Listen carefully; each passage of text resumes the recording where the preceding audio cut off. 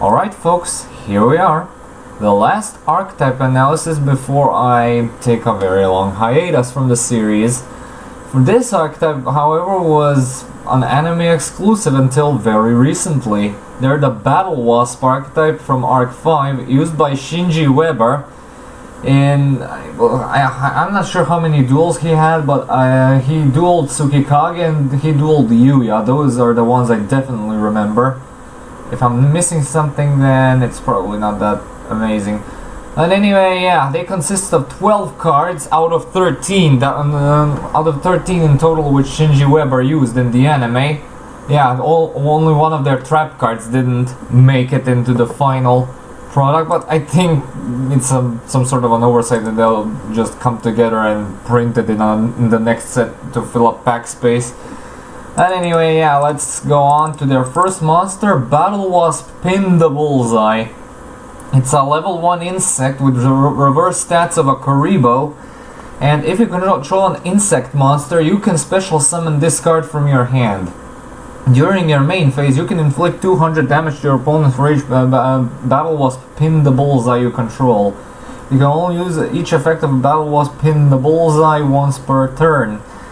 And yeah, that also applies for the summoning condition, unfortunately, because if the summoning condition wasn't limited to once per turn, this would definitely be a 3 of staple, since, you know, you can easily swarm this thing for, you know, the link plays which you most likely want to do nowadays. Yeah, even though you still are limited for this thing to summon it this way once per turn, it still ran at 3 or 2 because it's just that good. A free special summonable monster is always a welcome addition. Oh yeah, and 200 burn is irrelevant, only, especially for the fact that you need to be, if you control like 3 of them, you can burn the opponent for a massive 600 damage. I mean, you can also apply the effects of the other 2 bullseyes. Well, you can't actually, since it's a hard once per turn, so no, you can't. 600 damage it is. Next up we have Battlewasp Dart the Hunter.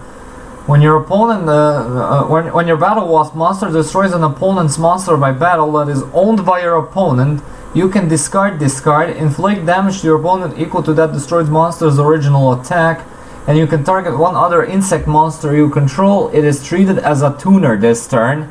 Also, you cannot special summon monsters from the extra deck for the rest of this turn except insect monsters. You can only use each effect of Battlewasp Dart the Striker once per turn. Alright, so basically you use this thing's effect to transform him into a tuner monster, which is perfectly understandable since the main deck Battlewasp monsters only have a grand total of 1 tuner monster that exists. So yeah, this basically uses its effect to turn himself into a level 1 tuner, which is lovely since he's summonable by 1 for 1 and everything. And yeah, and as for the discard effect, yeah, you can use it in order to finish off limping opponents, but that doesn't nearly happen often. So yeah, you basically summon this with 1 for 1 and transform him into a tuner. The end. You're locked out of synchros for the rest of the turn. You're locked in for synchros actually for the rest of the turn. They have to be insect, and I actually don't believe that there are many other options for insect synchros other than Battlewasp monsters. So yeah, that's kind of very bummerish. Their actual tuner monster and their only main deck tuner is Battlewasp Sting the Poison, their first level 2. If this card is normal or special summon, you can add 1 Battlewasp monster from your deck to your hand, except Battlewasp Sting the Poison. Quick effect: you can tribute 1 other insect monster, then target 1 effect monster your opponent controls, negate its effects until the end of this turn. You can only use each effect of Battlewasp Sting the Poison once per turn. Do I need to explain why you run 3 at all times? Not only because it's the only main deck tuner monster the archetype has, but it also on summon searches any archetypal monster piece from your deck and can negate monster effects. But then again, it needs to tribute an insect type monster in order to do so, but that's not as hard as you think. So yeah, Sting the Poison should be always run at 3. much like the next monster, Battlewasp Twingo the Attacker, which is their first level 3. During your main phase, you can special summon this card from your hand, and also you cannot special summon monsters from the extra deck for the rest of the turn except insect monsters. You can only use this effect of Battlewasp Twingo the Attacker once per turn, and this card can attack twice during each battle phase. The second attack is completely irrelevant and you will never ever use it. However, the part of the effect that matters is this thing can special summon itself for no cost at any point of the duel, which is such an amazing effect, but the only really hard kick in the nuts is that it is limited with a hard once per turn.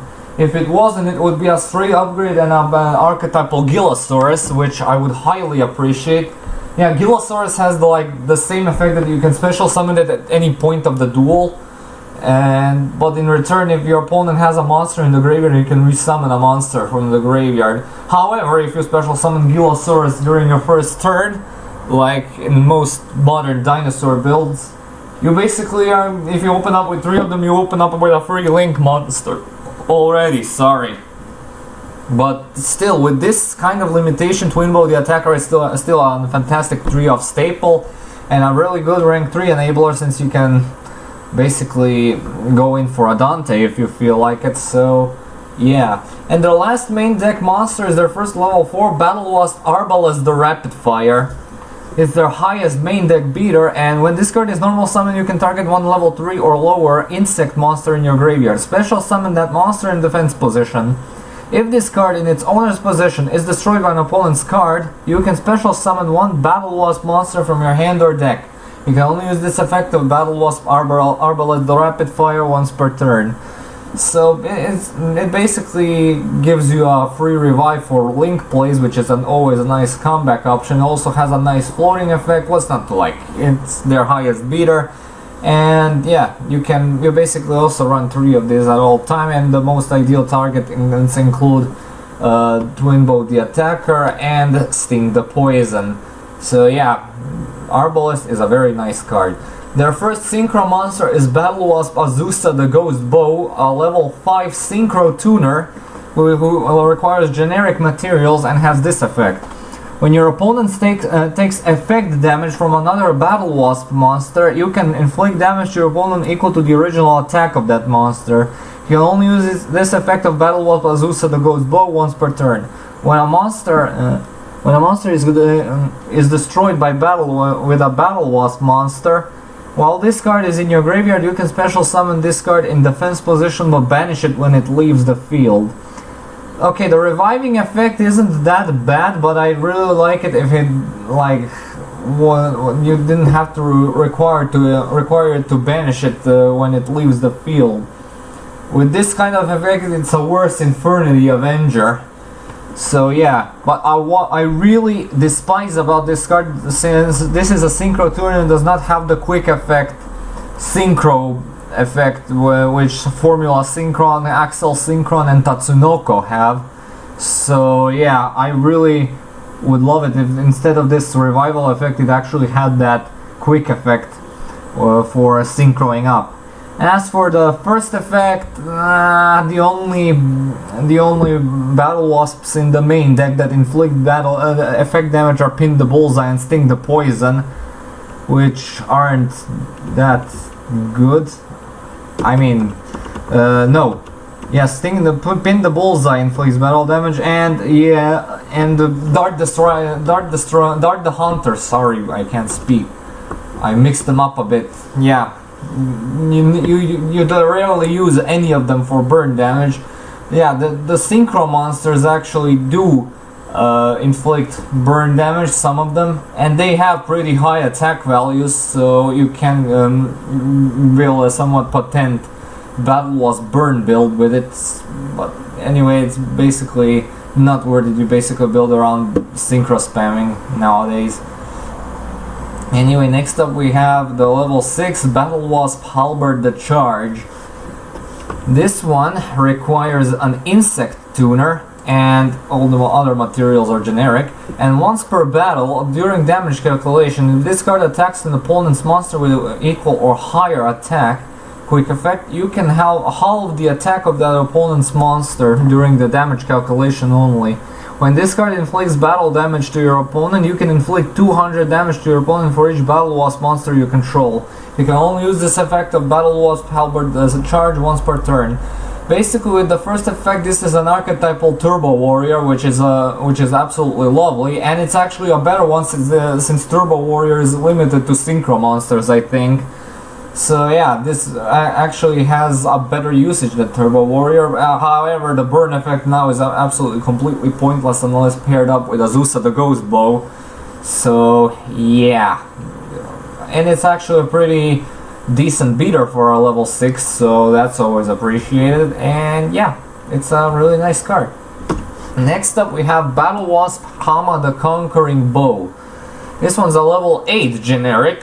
And if this card was synchro summoned using a Synchro Monster as a material, it can make a second attack during each battle phase. You can only use each effect of Battlewasp Hama the Conquering Bow once per turn. First one being, when this card inflicts battle damage to your opponent, you can make all monsters your opponent currently controls lose 1000 attack and defense. At the end of the battle phase, if your opponent has not taken any battle damage this battle phase, you can inflict 300 damage to your opponent for each Battlewasp monster in your graveyard. Again, you're mostly gonna be using the first effect since the attack losage is permanent, meaning you can very easily, like, if the card attacks you twice, you can basically knock off 2000 attack off a monster, which is an incredibly strong effect. Not to mention its stats are amazing for a level 8, so yeah, it's really a nice card. And the fact that it's a generic monster, it's really nice. The best case scenario, use Halberd the charge and what's he called? Sting the poison in order to summon this thing, so yeah, it gets its effect off very easily. Always run 3 of these, or 2, whatever you feel like it, if your Link toolbox allows you. And finally, their final monster is Battlewasp Ballista the Armageddon, a level 12 generic. And if this card is special summoned, you can banish all insect monsters from your graveyard. All monsters your opponent controls lose 500 attack and defense for each of your banished insect monsters. If this card attacks a defense position monster, inflict piercing damage. If this synchro summoned card in its owner's control is destroyed by an opponent's card, you can special summon 3 of your banished level 11 or lower insect monsters. Okay, there's a lot to take in here. First of all, yes, this thing banishes all of your resources in order to actually deal a severe amount of attack drainage on the opponents, so I guess it could be worse. I mean, its stats are a bit too low for my standards for a level 12 monster, but it's completely understandable due to the amount of attack drainage this thing is going to commit. So yeah, and you can actually, it has a very decent floating effect. Piercing damage is okay, again irrelevant, but it's good to have on this kind of monster. But yeah, it could have been worse, but it definitely could have been a lot better for a level 12. So yeah. Their next card is Summoning Swarm, their first spell card. Target level 4 or lower Battlewasp monsters in your graveyard up to the number of monsters your opponent controls. Special summon them. You can only activate 1 Summoning Swarm per turn. You cannot special summon monsters from the extra deck the turn you activate this effect except insect monsters. So basically this is actually a somewhat specific archetypal soul charge, which I would love if it wasn't reliant on your opponent to do stuff. So yeah, if your opponent has 5 monsters on their board, you're allowed to summon 5 monsters yourself, but yeah, it's not gonna happen nearly as much as you think it's gonna happen. So yeah, best case scenario, if your opponent actually has 5 monsters, you just summon 2 of them and go into Exciton and with 2 Arbalests and destroy his field, like burn it to Kingdom Come.